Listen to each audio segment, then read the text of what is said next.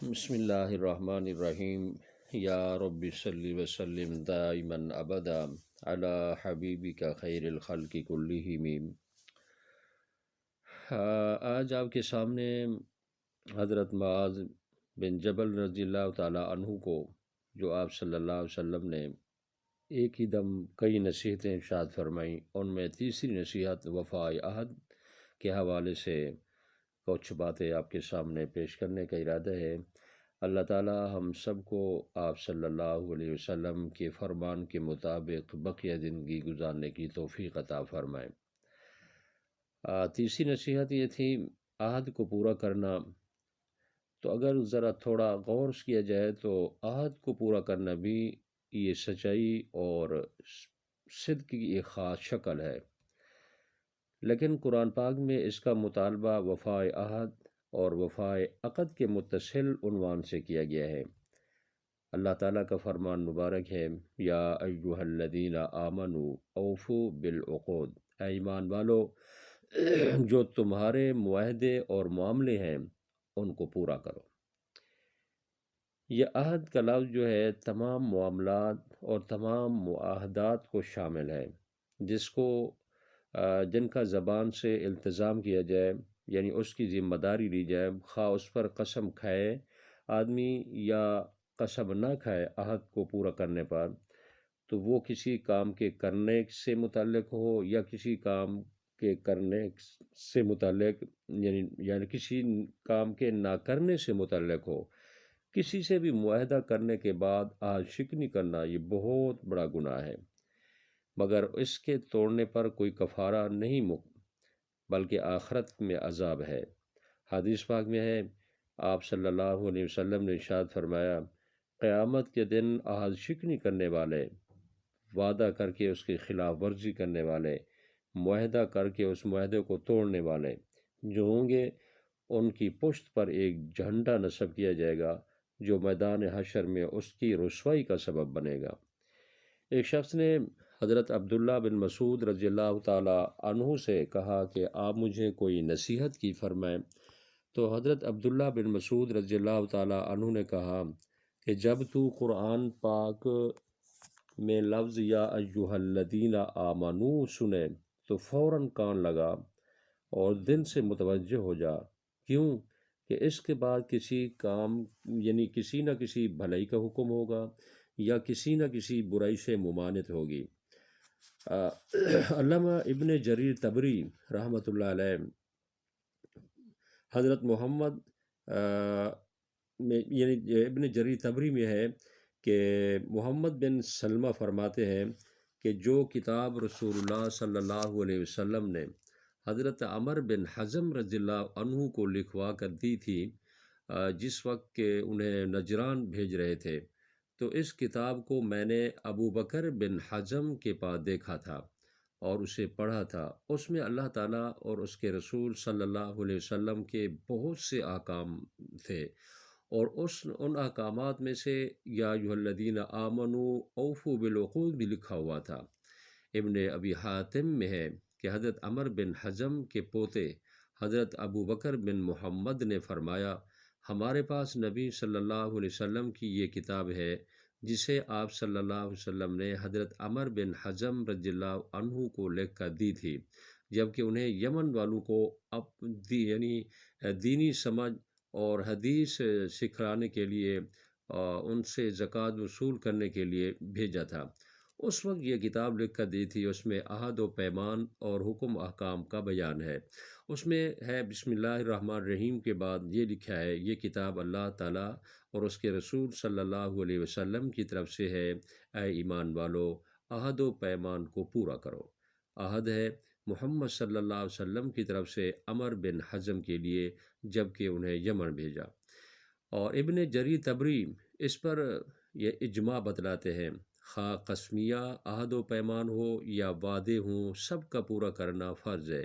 حضرت عبداللہ بن عباس رضی اللہ تعالیٰ عنہما سے یہ مروی ہے کہ عہد کو پورا کرنے میں اللہ تعالیٰ کے حلال کو حلال جاننا، اس کے حرام کو حرام جاننا، اس کے فرائض کی پابندی کرنا، اس کی حد بندی کی نگہداشت کرنا بھی ہے۔ کسی بات کا خلاف کسی بات کے خلاف نہ کرو، کسی حد کو نہ توڑو، کسی حرام کام کو نہ کرو۔ حضرت حذیفہ رضی اللہ تعالیٰ عنہ ایک مشہور صحابی ہیں، نبی اکرم صلی اللہ علیہ وسلم کے رازدار ہیں۔ جب یہ اور ان کے والد حضرت یمان رضی اللہ تعالیٰ عنہ مسلمان ہوئے تو مسلمان ہونے کے بعد نبی اکرم صلی اللہ علیہ وسلم کی خدمت میں مدینہ طیبہ آ رہے تھے۔ راستے میں ان کی ملاقات ابو جہل اور اس کے لشکر سے ہو گئی۔ اس وقت ابو جہل اپنے لشکر کے ساتھ نبی اکرم صلی اللہ علیہ وسلم سے لڑنے کے لیے جا رہا تھا۔ جب حضرت حذیفہ رضی اللہ عنہ کی ملاقات ابو جہل سے ہوئی تو اس نے پکڑ لیا اور پوچھا، کہاں جا رہے ہو؟ انہوں نے بتایا کہ ہم نبی اکرم صلی اللہ علیہ وسلم کی خدمت میں مدینہ طیبہ جا رہے ہیں۔ ابو جہل نے کہا کہ پھر ہم تمہیں نہیں چھوڑیں گے، اس لیے کہ تم مدینہ منورہ جا کر ہمارے خلاف جنگ میں حصہ لو گے۔ انہوں نے کہا، ہمارا مقصد تو صرف حضور نبی کریم صلی اللہ علیہ وسلم کی ملاقات اور زیارت ہے، ہم جنگ میں حصہ نہیں لیں گے۔ ابو جہل نے کہا، اگر اچھا ہم سے وعدہ کرو کہ وہاں جا کر صرف ملاقات کرو گے لیکن جنگ میں حصہ نہیں لو گے۔ تو انہوں نے وعدہ کر لیا۔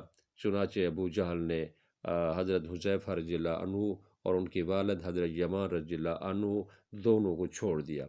دونوں جب آپ صلی اللہ علیہ وسلم کی خدمت میں پہنچے، اس وقت نبی علیہ السلام اپنے صحابہ کرام رضی اللہ عنہم کے ساتھ غزوہ بدر کے لیے مدینہ منورہ سے روانہ ہو چکے تھے۔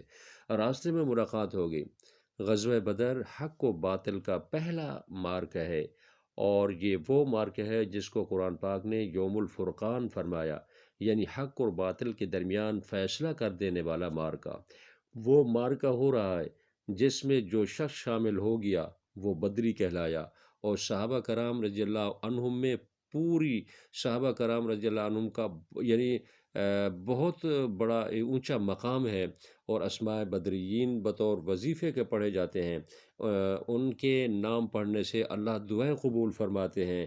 وہ بدریین جن کے بارے میں نبی اکرم صلی اللہ علیہ وسلم نے یہ پیشن گوئی فرما دی کہ اللہ تعالیٰ نے سارے اہل بدر جنہوں نے بدر کی لڑائی میں حصہ لیا بخشش فرما دی ہے، ایسا معرکہ ہونے والا ہے۔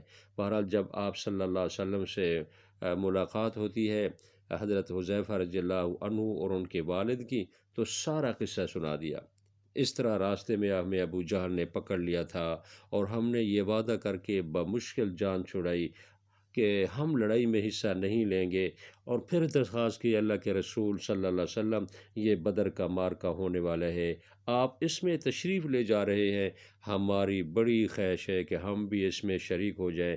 جہاں تک اس وعدہ کا تعلق ہے، وہ تو انہوں نے ہماری گردن پر تلوار رکھ کر ہم سے یہ وعدہ لیا تھا کہ ہم جنگ میں حصہ نہیں لیں گے، اور اگر ہم وعدہ نہ کرتے تو وہ ہمیں نہ چھوڑتے۔ اس لیے ہم نے وعدہ کر لیا، لیکن آپ ہمیں اجازت دے دیں ہم اس جنگ میں حصہ لے لیں اور فضیلت اور سعادت ہمیں بھی حاصل ہو جائے۔ لیکن نبی علیہ السلام نے ان کو جواب میں یہ بات ارشاد فرمائی، نہیں، تم وعدہ کر کے آئے ہو، زبان دے کر آئے ہو، اور اسی شرط پر تمہیں رہا کیا گیا، تم وہاں جا کر محمد صلی اللہ علیہ وسلم کی زیارت کرو گے۔ تو اس لیے اب ان کے ہمارے ساتھ جو ہے مل کر آپ جنگ نہ کریں، اس لیے کہ میں تم کو جنگ میں حصے لینے کی اجازت بھی نہیں دیتا۔ یہ وہ مواقع ہیں جہاں انسان کا امتحان ہوتا ہے کہ وہ اپنی زبان اور اپنے وعدے کا کتنا پاس کرتے ہیں۔ حضرت حذیفہ رضی اللہ عنہ اور ان کے والد حضرت یمان رضی اللہ عنہ کو غزوہ بدر جیسی فضیلت سے محروم رکھا گیا، اس لیے کہ یہ دونوں جنگ میں شرکت نہ کرنے پر زبان دے کر آئے تھے۔ یہ ہے وعدہ کا ایفا۔ اسی طرح حضرت معاویہ رضی اللہ تعالیٰ عنہ کے متعلق بھی ایک بہت لمبا واقعہ آتا ہے، وہ انشاءاللہ اگلے درس میں آپ سے عرض کروں گا۔ اللہ تعالیٰ ہم سب کو اپنے حبیب صلی اللہ علیہ وسلم کی سنت پر بقیہ زندگی گزارنے کی توفیق عطا فرمائے۔ وما علینا الا البلاغ المبین۔